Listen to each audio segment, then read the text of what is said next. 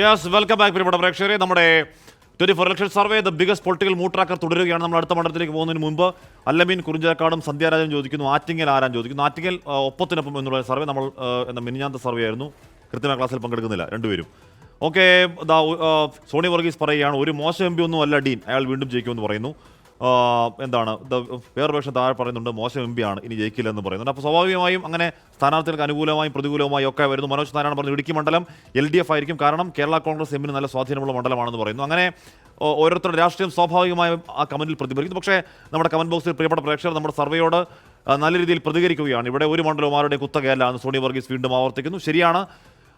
അപ്പോൾ ഓക്കെ, അപ്പോൾ വേറെ പ്രേക്ഷകർ പറയുകയാണ് എന്താണ് ഇടുക്കി കഴിഞ്ഞാൽ കോട്ടയം എന്ന് പറയും. ഇടുക്കി കഴിഞ്ഞാൽ കോട്ടയമല്ല, ഇടുക്കി കഴിഞ്ഞാൽ ഹൈറേഞ്ച് ഇറങ്ങി നമ്മൾ സമതലത്തിലേക്കാണ്, മാവേലിക്കൽ ലോക്സഭാ മണ്ഡലത്തിലേക്കാണ്. ഒരു പക്ഷേ ഡീലിമിറ്റേഷന് ശേഷം ഏറ്റവും അശാസ്ത്രീയമായി രൂപകൽപ്പന ചെയ്തൊരു മണ്ഡലം എന്ന് വേണമെങ്കിൽ പറയാം. എന്ന് പറഞ്ഞാൽ MC റോഡ് വഴി നമ്മൾ ബസ്സിൽ സഞ്ചരിക്കുമ്പോൾ അത് ചങ്ങനാശ്ശേരിയും കൊട്ടാരക്കരയും ഒക്കെ കാണാൻ കഴിയുന്ന മണ്ഡലമാണ്. അതിനിടയിൽ രണ്ടിനുമിടയിൽ പത്തനംതിട്ട ലോക്സഭാ മണ്ഡലത്തിൻ്റെ കുറച്ച് ഭാഗങ്ങൾ ഒക്കെ കാണാം. അങ്ങനെ ഒരു ഭൂപ്രകൃതിയാണ്. മാവേലിക്കരയും ചെങ്ങന്നൂരും കുട്ടനാടും കുന്നത്തൂരും അടക്കം മാവേലിക്കര മണ്ഡലത്തിൽ ഇന്നാണ് തെരഞ്ഞെടുപ്പെങ്കിൽ എന്താകും പൊളിറ്റിക്കൽ പൾസ്? നേരെ ചോദ്യങ്ങളിലേക്കാണ്. ആദ്യ ചോദ്യം എന്താണ്? ഇത് തന്നെയാണ്.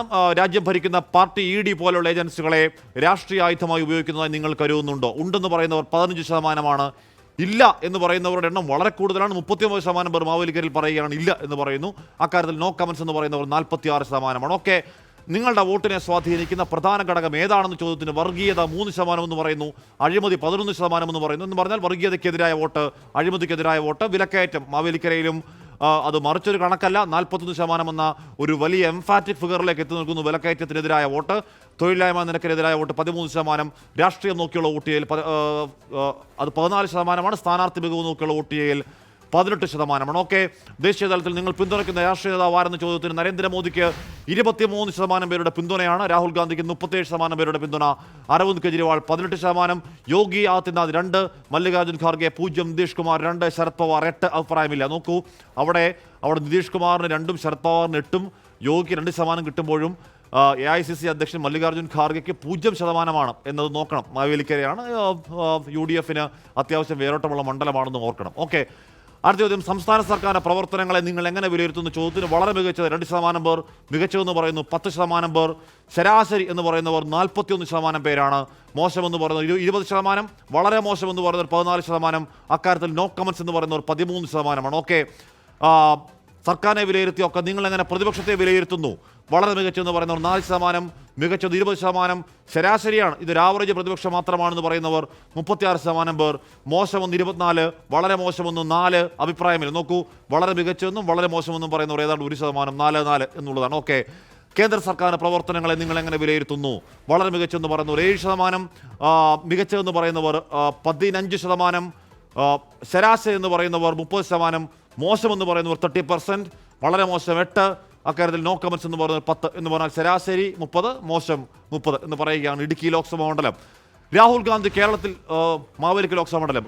രാഹുൽ ഗാന്ധി കേരളത്തിൽ മത്സരിക്കുന്നത് UDFന് ഗുണം ചെയ്യുമോ എന്ന ചോദ്യത്തിൽ ചെയ്യുമെന്ന് പറയുന്നവരുടെ എണ്ണം 34%, ഗുണം ചെയ്യില്ല എന്ന് പറയുന്നവരുടെ എണ്ണം 45%, നോ കമൻസ് എന്ന് പറയുന്നവർ 21%. എന്തുകൊണ്ടാണ് രാഹുൽ ഗാന്ധിയുടെ വരവ് ഗുണം ചെയ്യില്ല എന്ന് UDFന് അത്യാവശ്യം വേരോട്ടമുള്ള മണ്ഡലത്തിൽ 45% പേർ പറയുന്നത് എന്നുള്ളത് ഡിബേറ്റബിൾ ആണ്, ചോദിക്കേണ്ടതുമാണ്. ഓക്കെ, ഇസ്രായേൽ പലസ്തീൻ സംഘർഷ വിഷയത്തിൽ നിങ്ങളുടെ നിലപാട് ആർക്കൊപ്പം എന്ന ചോദ്യത്തിന് LDFനൊപ്പം 12% പേർ, UDFനൊപ്പം 20% പേർ, BJPക്കൊപ്പം 21% പേർ, നിലപാടില്ല എന്ന് പറയുന്നവർ 47% പേർ. മാവേലിക്കരയിൽ BJPയുടെ ആ വിഷയത്തിൽ BJPയുടെ നിലപാടാണ് ആത്മാർത്ഥമെന്ന് പറയുന്നവരുടെ എണ്ണം നോക്കൂ, 21% പേരാണ്.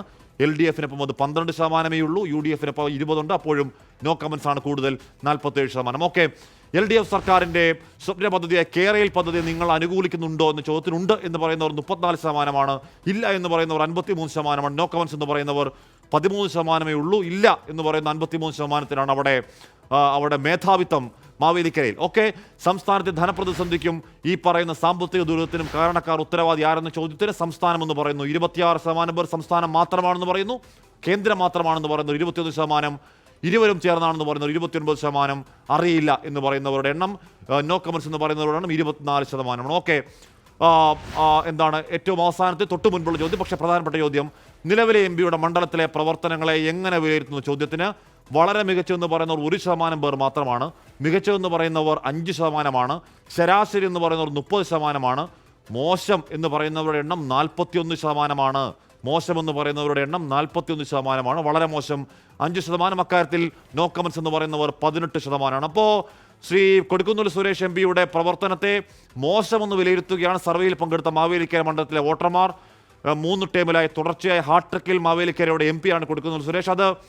അത് മാവേലിക്കര ആകും മുൻപ് അടൂരിൽ നിന്നും തുടർച്ചയായി ജയിച്ച ട്രാക്ക് റെക്കോർഡുള്ള എം പിയാണ്. ആ തുടർച്ചകൾ ഒരുപക്ഷെ ഒരു ആൻറ്റി ഇൻകുംബൻസി ഫീൽ ഉണ്ടാക്കുന്നത് കൊണ്ടാണോ ആ മോശം റേറ്റിംഗ് എന്ന് പറഞ്ഞാൽ മോശം എം പിമാർ എന്ന് പറഞ്ഞ് 2-3 പേരേ ഉള്ളൂ. അതിൽ ഒരാൾ കൊടിക്കുന്നിൽ സുരേഷ് എന്നുള്ളതാണ് ഈ സർവേ പ്രകാരം വരുന്നത്. മോശം റേറ്റിംഗ് ഈ ആൻറ്റി ഇൻകുംബൻസി കൊണ്ട് ആണോ ചോദ്യമാണ്. നമുക്കത് ചോദിക്കുകയും ചെയ്യാം. ഓക്കെ, ഏറ്റവും പ്രധാനപ്പെട്ട ചോദ്യത്തിലേക്ക് വരാനിരിക്കുന്ന ലോക്സഭാ തെരഞ്ഞെടുപ്പിൽ ഈ മണ്ഡലത്തിൽ ഏത് മുന്നണി വിജയിക്കുമെന്നാണ് നിങ്ങൾ കരുതുന്ന ചോദ്യത്തിന് UDF 40% എന്ന് പറയുന്നു, LDF 33% എന്ന് പറയുന്നു, BJP 17% എന്ന് പറയുന്നു, മറ്റുള്ളവർ 1%, നോ കമൻസ് എന്ന് പറയുന്നവർ 9% എന്ന് പറഞ്ഞാൽ ഏതാണ്ട് കംഫർട്ടബിൾ മെജോറിറ്റിയിൽ UDF ആ മണ്ഡലം നിലനിർത്തുമെന്ന് പറയണം. അപ്പോൾ എം പിയുടെ പെർഫോമൻസ് അവിടെ ഒരു മാനദണ്ഡമാകുന്നില്ല. 7.4% വ്യത്യാസത്തിൽ മാവേലിക്കര UDF നിലനിർത്തുമെന്ന് പറയുകയാണ് സർവേയിൽ പങ്കെടുത്ത വോട്ടർമാർ. എന്ന് പറഞ്ഞാൽ അവിടെയുള്ള 7 നിയമസഭാ സീറ്റുകളും LDFിൻ്റെ MLA മാരുള്ള മന്ത്രി സജി ചെറിയാൻ്റെയും മന്ത്രി KN ബാലഗോപാലിൻ്റെയും ഒക്കെ മണ്ഡലത്തിലാണ് വലിയ ഭൂരിപക്ഷത്തിൽ മണ്ഡലം UDF നിലനിർത്തും എന്ന സർവേ റിസൾട്ട്. പാനലിലേക്ക് പോകുമ്പോൾ ഞാൻ അഖിലിലേക്കൊന്ന് പോകുന്നു. അഖിൽ, ഒരൊറ്റ കാര്യം എന്ന് പറഞ്ഞാൽ കൊടിക്കുന്നിൽ സുരേഷ് എൻ്റെ നാട് പന്തളമാണ്, എൻ്റെ MP കൂടിയാണ്. എന്നോട് വ്യക്തിപരമായി ചോദിച്ചാൽ ഞാൻ മോശം MP എന്ന റേറ്റിംഗ് കൊടുക്കില്ല. കാര്യം അവിടെ 2 MP ഓഫീസുണ്ട്, അത്യാവശ്യം തീവണ്ടികൾ കൊണ്ടുവന്ന MP ആണ്, ITBP എന്ന് പറഞ്ഞ പദ്ധതിയുണ്ട്, കുറേയധികം പദ്ധതികൾ കൊണ്ടുവന്നിട്ടുണ്ട്. അത്യാവശ്യം മണ്ഡലത്തിൽ ഓടി നടക്കാൻ ശ്രമിക്കുന്ന ഒരു MP എന്ന് പറഞ്ഞാൽ എനിക്ക് എൻ്റെ മണ്ഡലമായോട് നേരിട്ടറിയാവുന്നതുകൊണ്ടാണ് ഞാൻ അതിൻ്റെ പേഴ്സണൽ ടേക്ക് എടുക്കുന്നത്. എന്തുകൊണ്ടാണ് മോശം എന്ന റേറ്റിംഗിലേക്ക് കൊടിക്കുന്നിൽ പോകുന്നത്? അതിൻ്റെ പ്രധാന ഘടകങ്ങളിലൊന്ന് ആ മണ്ഡലത്തിൻ്റെ സംസ്ഥാനത്ത് തന്നെ ഏറ്റവും ഡീലിമിറ്റേഷന് ശേഷം ശാസ്ത്രീയമായി രൂപകൽപ്പന ചെയ്ത ഒരു മണ്ഡലമാണ്. ആ മണ്ഡലത്തിൻ്റെ ഒരു പൊതു സ്വഭാവം, അതിൻ്റെ തൊഴിലായാലും സംസ്കാരത്തിലായാലും അതിൻ്റെ കൃഷി എടുത്താലും എല്ലാം കൊണ്ടും ഒരു എന്താ പറയുക, ഒരു മിക്സ്ചറാണ് ആ ഒരു മണ്ഡലം. കാരണം പത്തനാപുരം, കൊട്ടാരക്കര, കുന്നത്തൂർ, മാവേലിക്കര, ചെങ്ങന്നൂർ, ചങ്ങനാശ്ശേരി, കുട്ടനാട് എല്ലാ മണ്ഡലങ്ങളും കൂടി എല്ലാ 3 ജില്ലകളിലായി പരന്നു കിടക്കുന്ന ഒരു ലോക്സഭാ മണ്ഡലമാണ്. പിന്നെ MP യുടെ പെർഫോമൻസിനെ പറ്റി വിലയിരുത്തുമ്പോൾ അദ്ദേഹം 15 വർഷമായിട്ട് ഈ പുതിയ മാവേലിക്കര മണ്ഡലത്തെ ഡീലിമിറ്റേഷന് ശേഷം ഉണ്ടായിട്ടുള്ള മാവേലിക്കര മണ്ഡലത്തെ പ്രതിനിധീകരിക്കുകയാണ്. 15 വർഷമായിട്ട് തന്നെ MP ആയിരിക്കുമ്പോൾ ഉണ്ടാകുന്ന ഒരു ആൻറ്റി ഇൻകംബൻസി ഫാക്ടർ സ്വാഭാവികമായിട്ട് ഒരു MP ക്ക് ഉണ്ടാവുന്നതാണ്. പക്ഷേ അദ്ദേഹം കേന്ദ്രമന്ത്രിയായിരുന്നു. അടൂരിൽ മത്സരിക്കുന്നത്. അപ്പോൾ അടൂരിൽ അദ്ദേഹം എനിക്ക് തോന്നുന്നു 5 തവണ എന്തോ മത്സരിച്ചു, 4 തവണയും ജയിച്ചു. മാവേലിക്കരയിൽ 3 തവണ തുടർച്ചയായ മത്സരം എന്ന് പറഞ്ഞാൽ ആ സമയത്ത് കൊടിക്കുന്നിൽ ചെങ്ങറ തമ്മിലുള്ള പോരാട്ടം എന്താണ് അതെ, അവർ മാറി ഒരു ടൈം കൊടിക്കുന്നിൽ ജയിക്കുക, അടുത്ത ടൈം ചെങ്ങറ ജയിക്കുക, അടുത്ത ടൈം കൊടിക്കുന്നിൽ, അങ്ങനെ മാറി ജയിക്കുന്ന ഒരു സാഹചര്യമായിരുന്നു അടൂരുണ്ടായിരുന്നു. പക്ഷേ മാവേലിക്കരയിലേക്ക് വന്നപ്പം ഈ കൊടിക്കുന്നിൽ MP ക്ക് ഇപ്പം നമുക്കറിയാം പുതിയ മാവേലിക്കര CPI LDFിൽ CPI മത്സരിക്കുന്ന ഒരു സീറ്റാണ്, റിസർവേഷൻ സീറ്റാണ്. അവിടെ കൊടിക്കുന്നിലെ നമുക്ക് നോക്കൂ, സ്ഥാനാർത്ഥി മികവ് ഏറ്റവും കുറഞ്ഞ ഫാക്ടറായിട്ട് കാണിക്കുന്ന ഒരു മണ്ഡലം 18% മാവേലിക്കര. നമ്മുടെ ലോക്സഭാ മണ്ഡലങ്ങളുടെ കണക്കെടുക്കുമ്പം സ്ഥാനാർത്ഥി മികവിന് ഒരു കുറവ്, ആൾക്കാർ സ്ഥാനാർത്ഥി വരട്ടെ, സ്ഥാനാർത്ഥിയെ നോക്കിയിട്ട് വോട്ട് ചെയ്യാം എന്ന് പറയാൻ വോട്ടർമാർ തയ്യാറാകാത്തൊരു മണ്ഡലമാണ് മാവേലിക്കര. കാരണം സ്ഥാനാർത്ഥി അത്ര നല്ല സ്ഥാനാർത്ഥികളെ അവതരിപ്പിച്ചിട്ടില്ലാത്തത് കൊണ്ടാവാം. മുൻ വർഷങ്ങളിൽ കൊടുക്കുന്നിലെ പരാജയപ്പെടുത്താൻ കഴിയുന്ന അത്ര കെൽപ്പും പാങ്ങുമുള്ള സ്ഥാനാർത്ഥികളെ ഈ പറയുന്നത് LDF അവതരിപ്പിക്കാത്തത് കൊണ്ടായിരിക്കാം സ്ഥാനാർത്ഥി മികവിന് ആൾക്കാർ പ്രഡിക്റ്റ് ചെയ്യാണ്. സ്ഥാനാർത്ഥി മികവ് ഒരു ഫാക്ടർ ആവില്ല. ഒരുപക്ഷെ LDFിൻ്റെ സ്ഥാനാർത്ഥിക്ക് പരാജയപ്പെടുത്താൻ കഴിയാത്തതുകൊണ്ടായിരിക്കാം ഈ ഫലത്തിലും UDFിനൊരു മേൽക്കൈ കിട്ടുന്നത്. എന്തുകൊണ്ടാകാം അത്? അപ്പോൾ എന്ന് പറഞ്ഞാൽ അത് കൊടിക്കുന്നിൽ മത്സരിച്ചാൽ കൊടിക്കുന്നിൽ മാത്രമേ ജയിക്കൂ എന്നൊരവസ്ഥ നിൽക്കുന്ന മണ്ഡലമാണ്. അതിപ്പോൾ ഇനി കൊടുക്കുന്നില്ല പെർഫോമൻസ് എന്താണെങ്കിലും അവിടുത്തെ മണ്ഡലത്തിൻ്റെ സാഹചര്യം നോക്കിയാൽ എല്ലാ മണ്ഡലവും LDF, എല്ലാ നിയമസഭാ LDFിൻ്റെ പക്കലെന്ന് മാത്രമല്ല സജി ചെറിയാനൊക്കെ ജയിച്ച ഭൂരിപക്ഷം വല്ലാത്ത ഭൂരിപക്ഷത്തിൽ ജയിച്ച മണ്ഡലമാണ്. എന്നിട്ടും എന്തുകൊണ്ടാണ് കൊടുക്കുന്നിലിന് ഒരു വല്ലാത്ത മേൽക്കൈ? അത് കൊടുക്കുന്നിലെ മേൽക്കൈയാണോ കോൺഗ്രസിൻ്റെ മേൽക്കൈയാണോ? ഇത് ഒരല്പം പിന്നെ ഇത് ഈ ജനങ്ങളുടെ ഒരു അഭിപ്രായം നോക്കുമ്പോൾ നമുക്കതിന് കൃത്യമായിട്ടൊരു വ്യക്തത വരുന്നില്ല എന്നാണ് ആഷ്മി എനിക്ക് തുടക്കത്തിൽ പറയാൻ. നേരത്തെ ഇപ്പോൾ അഖിലൊക്കെ സൂചിപ്പിച്ചതുപോലെ ഈ മണ്ഡലത്തിൻ്റെ, അതായത് ഡീലിമിറ്റേഷന് ശേഷമുള്ള ഈ മണ്ഡലത്തിൻ്റെ ഒരു സ്ട്രക്ചർ, ഇതിൻ്റെ ഘടന തന്നെ അശാസ്ത്രീയമെന്ന് നമുക്ക് പറയാവുന്നതാണ്. കാരണം കൊല്ലം, ആലപ്പുഴ, കോട്ടയം ഈ 3 ജില്ലകളിൽ 3 വ്യത്യസ്തമായ സംസ്കാരമുള്ള ജീവിത രീതികളുള്ള ജില്ലകളിലേക്ക് പടർന്നു കിടക്കുന്ന ഒരു മണ്ഡലമാണ്. അങ്ങനെ ഒരു സവിശേഷത ഈ മാവേലിക്കര മണ്ഡലത്തിനുണ്ട്. പിന്നെ എന്തുകൊണ്ടാണ് കൊടിക്കുന്നിൽ സുരേഷ് ഇപ്പോൾ അല്ലാതെ ഏറ്റവും തമാശ നമ്മൾ എം സി റോഡിൽ പോകുമ്പോൾ ഇലക്ഷൻ കാലത്ത് എം സി റോഡിൽ കൂടി ഇങ്ങനെ പോകുമ്പോഴത്തേക്ക് ചങ്ങനാശ്ശേരി എത്തുമ്പോഴത്തേക്ക് കൊടിക്കുന്നിലിന്റെ പോസ്റ്റർ കാണാം. എന്നാൽ ആ ബസ് അങ്ങനെ സഞ്ചരിച്ച് ഒരു പ്രത്യേക സ്ഥലത്ത് നമ്മൾ ആന്റോണിയുടെ പോസ്റ്റർ കാണാം. പിന്നെ ബസ് വീണ്ടും മുന്നോട്ട് പോകുമ്പോഴത്തേക്ക് ഇതാ വീണ്ടും കാണുന്നു അവിടെ കൊടുക്കുന്ന പോസ്റ്റർ എന്ന് പറഞ്ഞാൽ അങ്ങനെ ഒരു വല്ലാത്ത കിടപ്പ് കിടക്കുന്ന മണ്ഡലമാണ്. അതെ അതെ അതെ അങ്ങനെ മിക്സ് ചെയ്ത് കിടക്കുന്ന ഒരു മണ്ഡലമാണ്. പിന്നെ ഹാഷ്മി നേരത്തെ പറഞ്ഞതുപോലെ തന്നെ ഇപ്പൊ വ്യക്തിപരമായ ഹാഷ്മി പന്തളത്ത് ഹാഷ്മിയുടെ കൂടി എം പി ആണ്. ഹാഷ്മിക്ക് വ്യക്തിപരമായ ഹാഷ്മിയുടെ ഒരു പേഴ്സണൽ ടേക്കിൽ നല്ല എം പി എന്ന ഒരു മാർക്ക് ഹാഷ്മി കൊടുക്കുന്നുണ്ട്. ശരി, മോശം എം പി എന്ന് വിലയിരുത്തപ്പെടേണ്ട ഒരു ജനപ്രതിനിധി അല്ല എന്നാണ് ഹാഷ്മിയുടെ വ്യക്തിപരമായ അഭിപ്രായം പറഞ്ഞത്. അത് ഞാൻ കേട്ടു. അപ്പൊ ഞാൻ പറഞ്ഞത് ഈ മണ്ഡലത്തിൽ ഇപ്പോൾ നേരത്തെ അഖിൽ പറഞ്ഞതുപോലെ ഒരു സാമാന്യ യുക്തിയിൽ നമുക്ക് പറയാം 15 വർഷം തുടർച്ചയായി ഒരു മണ്ഡലത്തെ പ്രതിനിധീകരിക്കുന്ന ഒരു ജനപ്രതിനിധി, ഒരു പാർലമെന്റ് അംഗത്തെ സംബന്ധിച്ച് സ്വാഭാവികമായും ഒരു ആന്റി ഇൻകംബൻസി ഫീൽ ചെയ്യാൻ പറ്റുന്നതായിരിക്കും. അത് തന്നെയായിരിക്കാം ഒരുപക്ഷെ മാവേലിക്കരയിലെ ജനങ്ങൾക്കും തോന്നിയിട്ടുണ്ടാവുക. പക്ഷേ ഈ സർവേ ഫലങ്ങളിൽ നോട്ടീസ് ചെയ്ത ഒന്ന് രണ്ട് കാര്യങ്ങൾ പറയാനുള്ളത്. ഒന്ന്, കേന്ദ്ര സർക്കാരിൻ്റെ പ്രവർത്തനങ്ങളെ മാവേലിക്കരയിലെ ജനങ്ങൾ ശരാശരിയായി വിലയിരുത്തുന്നുണ്ട്. മാത്രമല്ല ദേശീയ തലത്തിൽ അവർ പിന്തുണയ്ക്കുന്ന രാഷ്ട്രീയ നേതാക്കളിൽ നരേന്ദ്രമോദിക്ക് ഏതാണ്ട് 24% പിന്തുണ നൽകിയിട്ടുണ്ട്. പിന്നെ ഇസ്രയേൽ പാലസ്തീൻ സംഘർഷ വിഷയത്തിൽ ആരുടെ നിലപാടാണ് ശരിയെന്നത് BJP എടുത്ത നിലപാടിനോട് ചേർന്ന് നിൽക്കുകയാണ് മാവേലിക്കരയിലെ ഭൂരിപക്ഷം ജനങ്ങളും. അത് ഏതാണ്ട് 22%.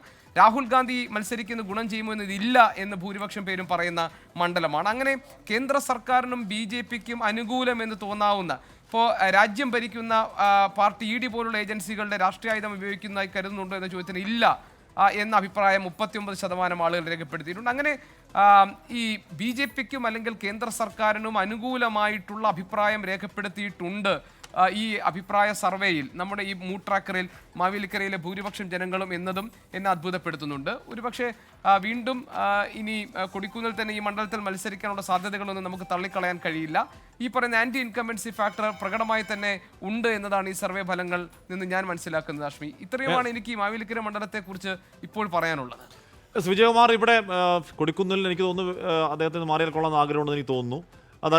എന്തായാലും അത് പരസ്യമായി കൊടുക്കുന്നിൽ പറഞ്ഞിട്ടില്ല. പോട്ടെ, ഇനി കൊടുക്കുന്നിൽ വന്നാലും ഇല്ലെങ്കിലും അവിടെ LDFനൊക്കെ അത്യാവശ്യം വലിയ ഭൂരിപക്ഷത്തിൽ MLA മാർ ജയിക്കുന്ന മണ്ഡലത്തിൽ CPIയുടെ സീറ്റാണ്. CPIയുടെ സീറ്റ് ആയതുകൊണ്ട് അതങ്ങ് വിട്ടുകൊടുക്കുന്നു എന്നൊരു പ്രശ്നമുണ്ടോ? അതോ കൊടുക്കുന്നിൽ എന്നുള്ള സ്ഥാനാർത്ഥി മികവിന് വലിയ പ്രസക്തി മാവേലിക്കൽ ഉള്ളതുകൊണ്ടാണോ 3 ടേമിൽ അടുപ്പിച്ച് വിജയം? അടുത്ത തവണ ഒരുപക്ഷെ കൊടുക്കുന്നില്ല തന്നെ ഫീൽഡ് ചെയ്യാനുള്ള ആ പാർട്ടിയുടെ ആലോചന? വിജയകുമാർ, ഹാഷ്മി, ഇതിൽ എനിക്ക് തോന്നുന്നു നേരത്തെ ചില MP-മാർ കേരള രാഷ്ട്രീയത്തിലേക്ക് മാറണമെന്ന് ആഗ്രഹിച്ചിരുന്നു, കോൺഗ്രസിലെ തന്നെ. അതിൽ അടൂർ പ്രകാശിൻ്റെ ഒക്കെ പേര് കേട്ടിരുന്നു. K. മുരളീധരൻ അങ്ങനെ പറഞ്ഞിരുന്നു, ഇനി ഞാനില്ല എന്ന്. അക്കൂട്ടത്തിൽ അങ്ങനെ പരസ്യമായി പറഞ്ഞില്ലെങ്കിലും ഏതാണ്ട് അതേ മനോഭാവമുള്ള ഒരു പാർലമെന്റ് അംഗമായിരുന്നു കൊടിക്കുന്നിൽ സുരേഷ്. പക്ഷേ അദ്ദേഹത്തിന് അങ്ങനെ എറിഞ്ഞിട്ട് പോരാൻ കഴിയില്ല. കാരണം കോൺഗ്രസിൻ്റെ ദേശീയ നേതൃത്വത്തിൽ അല്ലെങ്കിൽ ദേശീയ തലത്തിൽ പ്രവർത്തിക്കുന്ന MP-മാരിൽ ഒരാളാണ്. ഡൽഹിയാണ് കഴിഞ്ഞ കുറേ വർഷങ്ങളായി കൊടിക്കുന്നിലിൻ്റെ ഒരു തട്ടകം കേന്ദ്രമന്ത്രിയായിരുന്നു. ഇപ്പോൾ പാർട്ടിയുടെ ചീഫ് വിപ്പ് കൂടിയാണ് ഡൽഹിയിൽ. തന്നെയുമല്ല, ഈ ഹാഷ്മി പറഞ്ഞ അതേ അഭിപ്രായം തന്നെയാണ് എനിക്കുള്ളത്. കൊടിക്കുന്നിൽ അങ്ങനെ ഒരു മോശം MP ആണെന്നൊരു അഭിപ്രായം എനിക്കില്ല. എനിക്ക് നന്നായി അറിയാവുന്ന ഒരു പ്രദേശമാണിത്. ഈ കഴിഞ്ഞ സമയങ്ങളിൽ നമ്മൾ ഈ മണ്ഡലത്തിൽ കണ്ട ഒട്ടുമിക്ക കർഷക സമരങ്ങളുടെ മുന്നിൽ അദ്ദേഹം ഉണ്ടായിരുന്നു. നെൽകർഷകരുടെ പണം വാങ്ങിയെടുക്കുന്നതിന് ആ സമയത്ത് നടത്തിയ സമരത്തിൽ അതിനെ നയിച്ചത് കൊടിക്കുന്നിലാണ്. ഈ മങ്കോമിൽ നടന്ന സമരത്തിൽ പങ്കെടുത്ത അദ്ദേഹത്തിന് ലാത്തിചാർജ് നേരിടേണ്ടി വരികയും ചെയ്തിട്ടുണ്ട്. നമ്മൾ കഴിഞ്ഞ ഈ സമയത്തൊക്കെ ഡൽഹിയിലാണെന്ന് പറയുമ്പോഴും കൊടിക്കുന്നിൽ ഇവിടെ മണ്ഡലത്തിൽ സജീവമാണ്. ഒരു കാര്യം, ഈ തുടർച്ചയായി ജയിക്കുന്ന ഒരു MP-യോട് ഉണ്ടാകുന്ന സ്വാഭാവിക ഒരു ആന്റി ഇൻകുംബൻസി എന്നതിനപ്പുറത്തേക്ക് അദ്ദേഹം ഒരു മോശം MP എന്ന മട്ടിൽ ഉള്ള ഒരു ആന്റി ഇൻകുംബൻസി അവിടെ ഉണ്ടെന്ന് എനിക്ക് തോന്നുന്നില്ല. എന്തായാലും അദ്ദേഹം മത്സര രംഗത്തുണ്ടാകുമെന്ന് തന്നെയാണ് ഞാൻ കരുതുന്നത്. ഈ ഒരു നിർണായക തെരഞ്ഞെടുപ്പിൽ കൊടിക്കുന്നിലിനെ പോലെ ഒരു സീനിയർ നേതാവിനെ കോൺഗ്രസ് മാറ്റി നിർത്തും, അല്ലെങ്കിൽ അദ്ദേഹം അങ്ങനെ ആവശ്യപ്പെട്ടാൽ പോലും അത് മാറ്റി നിർത്താൻ പാർട്ടി തയ്യാറാകില്ല എന്നാണ് ഞാൻ കരുതുന്നത്. എൻ്റെ സംശയവും എൻ്റെ കൗതുകവും അവിടെ CPI ആരെ നിർത്തും എന്നതാണ്.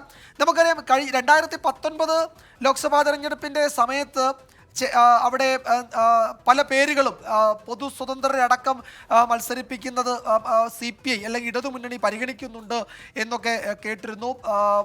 പുന്നല ശ്രീകുമാറിന്റെ പേര് വരെ ഒരു ഘട്ടത്തിൽ ഉയർന്നു വന്നതാണ് KPMSന്റെ നേതാവ് ഇത്തവണ കേൾക്കുന്നു വിജയകുമാർ. ഇത്തവണയും അതെ, അതാണ് ഞാൻ അതിലേക്ക്. ഇത്തവണയും പുന്നലയുടെ പേര് അവിടെ കേൾക്കുന്നുണ്ട്. അങ്ങനെയൊക്കെ ആണെങ്കിൽ അതൊക്കെ വലിയ പ്രധാനപ്പെട്ട നീക്കമായിരിക്കും. പുന്നല ശ്രീകുമാർ അദ്ദേഹം മത്സരത്തിന് രംഗത്തേക്കില്ല എന്ന് അദ്ദേഹം അന്ന് പറഞ്ഞതാണ്. എനിക്ക് തോന്നുന്നത് കൊടിക്കുന്നിലുമായി വ്യക്തിപരമായി വലിയ അടുപ്പമൊക്കെ ഉള്ള ആളാണ് പുന്നല.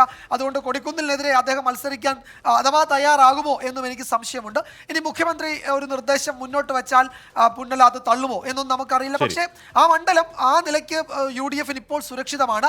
പക്ഷേ അവിടെ CPI ആരെ മത്സരിപ്പിക്കാൻ പോകുന്നു എന്നത് നിർണായകമാണ്. അങ്ങനെ ഹാഷ്മി ഒരു കാര്യം കൂടി, ഇപ്പോൾ ചെങ്ങറ സുരേന്ദ്രൻ മത്സരിച്ച് ജയിച്ചിട്ടുള്ളതാണ്. അങ്ങനെ വീഴ്ത്താൻ പറ്റാത്ത മണ്ഡലം ഒന്നുമല്ല അത്. ഒരു നല്ല സ്ഥാനാർത്ഥി വന്നാൽ കടുത്ത മത്സരം കാഴ്ചവെക്കാൻ കഴിയും. ചിലപ്പോൾ അട്ടിമറി സാധ്യത തള്ളിക്കളയാൻ കഴിയാത്ത മണ്ഡലം കൂടിയാണ് എന്നാണ് ഞാൻ കരുതുന്നത്. ശരി ജെയിംസ്, അങ്ങനെ നല്ല കൊടിക്കുന്നിലോട് നിൽക്കാൻ പറ്റുന്ന നല്ല സ്ഥാനാർത്ഥി ആര് CPIക്ക് ഉള്ളത്? CPI ആണെങ്കിൽ CPIക്ക് ഉള്ളതെന്ന ചോദ്യം ഒരു വലിയ ചോദ്യമായി നിൽക്കുന്നു. ഇനി കൊടിക്കുന്നിലിന് വലിയ താല്പര്യം, എന്നാൽ കൊടിക്കുന്നിലെ മാറ്റി കൊടുക്കാമെന്ന് വെച്ചാൽ കൊടിക്കുന്നിലെ മാറ്റിയാൽ അവിടെ നിർത്താൻ പറ്റിയ ഒരു സ്ഥാനാർത്ഥി ആയിരുന്നു കോൺഗ്രസിനും ഒരു തലപോക്കുന്ന വലിയ ചോദ്യമാണ്. ആരും ഇല്ല അവിടെ. ഇവിടെ ഈ ഇപ്പോൾ കൊടിക്കുന്നിലിൻ്റെ കാര്യം സംസാരിക്കുമ്പോൾ തന്നെ ഇപ്പോൾ ഗോപിയും വിജയകുമാറൊക്കെ സംസാരിച്ചതിനോടൊപ്പം ചേർത്തുകൊണ്ട് ആഡ് ചെയ്യാനുള്ളൊരു പോയിന്റ്, ഈ രാഹുൽ ഗാന്ധിക്ക് 37% ആണ് അവിടെ. എനിക്ക് തോന്നുന്നു മറ്റ് സ്ഥലങ്ങളിൽ ലഭിച്ചതിനേക്കാൾ സ്വീകാര്യത കുറവാണ് രാഹുൽ ഗാന്ധിക്ക് ഇവിടെ കാണുന്നത്. നരേന്ദ്രമോദിക്ക് 23%. അതിനേക്കാളൊക്കെ എന്നെ അത്ഭുതപ്പെടുത്തുന്നത്, മോദിക്ക് 23% അരവിന്ദ് കെജ്രിവാളിന് ഇത് ആദ്യമായി 18% ആൾക്കാരുടെ പിന്തുണ വരുന്നു. അതൊരു വലിയ അത്ഭുതമായിട്ട് ഒരു കാര്യം കൂട്ടിച്ചേർത്തോട്ടെ. അതായത് നമ്മൾ ഈ സർവേയിൽ ഇത്രയും മണ്ഡലങ്ങൾ കഴിഞ്ഞ എല്ലാ മണ്ഡലത്തിലും കെജ്രിവാളിന് ഒരു 5% മുകളിൽ ജനപിന്തുണയുണ്ട്. പക്ഷെ 5% ഉള്ളൂ. 18% വരുന്നു. അത് ശരിയാ. അതുപോലെ ശരത് പവാറിന് 8% വരുന്നു എന്നുള്ളത് ഈ മണ്ഡലം മറ്റു നേതാക്കളെയും കൂടി ഉൾക്കൊള്ളുന്നു എന്നുള്ളൊരു ഇത് നൽകുന്നുണ്ട്. അല്ല സർ, ഖർഗെ ഒന്ന് നോക്കൂ. ഖർഗയ്ക്ക് വട്ടപൂജയുള്ള എത്ര മണ്ഡലമുണ്ട് എന്ന് പറഞ്ഞാൽ AICC അധ്യക്ഷനാണ്. ശരി, രാഹുൽ ഗാന്ധി പേരോടുണ്ട് എന്ന് പറഞ്ഞാൽ പോലും എല്ലാ മണ്ഡലത്തിലും ഉണ്ട്. എല്ലാ മണ്ഡലത്തിലും 5% ശരാശരിയുണ്ട്. പിന്നെ എനിക്കത് ഈ മണ്ഡലത്തിന്റെ റിസൾട്ടിൽ മറ്റു മണ്ഡലങ്ങളെക്കാൾ ഒരു അല്പം ആശയക്കുഴപ്പമുണ്ടാക്കുന്നത് MP-യുടെ പ്രകടനം 46% പേര് മോശമെന്ന് പറയുന്നു, 36% അനുകൂലിച്ചിട്ടുള്ളൂ. പക്ഷെ അദ്ദേഹം 7% വോട്ടിന് ജയിക്കുമെന്ന് പറയുന്നു. പല ഘടകങ്ങളും അനുകൂലമായിട്ട് തോന്നുന്നില്ല. ഇസ്രായേൽ പാലസ്തീൻ വിഷയത്തിൽ BJPക്കാണ് ഏറ്റവും കൂടുതൽ ഇത് കിട്ടിയിരിക്കുന്നത്. UDF 2ാം സ്ഥാനത്താണ്. അതുപോലെ തന്നെ രാഹുൽ ഗാന്ധി മത്സരിച്ചാൽ ഇവിടെ വന്നാൽ ഗുണം ചെയ്യുമ്പോൾ 45% പേര് നോ ആണ് പറഞ്ഞിരിക്കുന്നത്, 34 അനുകൂലിച്ചിട്ടുള്ളൂ. അപ്പോൾ ഇങ്ങനെ വെച്ച് നോക്കുമ്പോൾ പണ്ട് PJ കുര്യനെയും രമേശ് ചെന്നിത്തലയും വിജയിപ്പിച്ചിട്ടുണ്ട്. CS സുജാത അവിടെ അട്ടിമറി ജയം CPM-ന് വേണ്ടി നേടിയിട്ടുണ്ട്. ഈ മണ്ഡലത്തിൽ സുരേഷ് കൊടിക്കുന്നേലിന്റെ ഇപ്പൊ നിങ്ങൾ പറഞ്ഞ പോലെ അധികം എല്ലാ ഭരണ വീടുകളിലും ഉദിച്ചിൽ നിന്നാണ് എവിടെയും പ്രസൻസ് ഉണ്ട്. റെയിൽ പദ്ധതിയിൽ വളരെ ശക്തമായിട്ട് രംഗത്തുണ്ടായിരുന്നു. അതുകൊണ്ട് തന്നെ മണ്ഡലത്തിൽ 53% പേരാണ് ഈ റെയിൽ പദ്ധതിക്ക് എതിരായിട്ട് വോട്ട് ചെയ്തിരിക്കുന്നത്.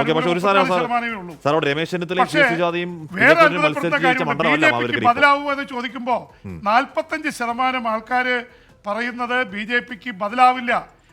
UDF-ന് അനുകൂലമായിട്ട് 19% ഉള്ളൂ. ഇപ്പൊ ഇങ്ങനെ എല്ലാ ഫാക്ടറികൾ വന്നിട്ട് ഒരുപക്ഷെ UDF-ന് എതിരാവാമെന്ന് നമ്മൾ പ്രതീക്ഷിച്ചിരിക്കെ UDF-ന് 7% ഭൂരിപക്ഷം സ്ഥാനാർത്ഥി പറഞ്ഞ് വന്നാൽ വിജയകുമാർ പറഞ്ഞ പോലെ ഒരു അപകട സാധ്യതയുള്ള ഒരു മണ്ഡലമാണ് എന്ന് തന്നെയാണ് വിലയിരുത്തൽ. ലോകത്തെവിടെയായാലും ഏത് സമയത്തും 24 വാർത്തകളും ഓഗ്മെന്റഡ് റിയാലിറ്റി പാക്കേജുകളും എക്സ്പ്ലെയിനറുകളും വിശദമായി കാണാൻ ഞങ്ങളുടെ YouTube ചാനൽ നിങ്ങൾക്ക് സബ്സ്ക്രൈബ് ചെയ്യാം.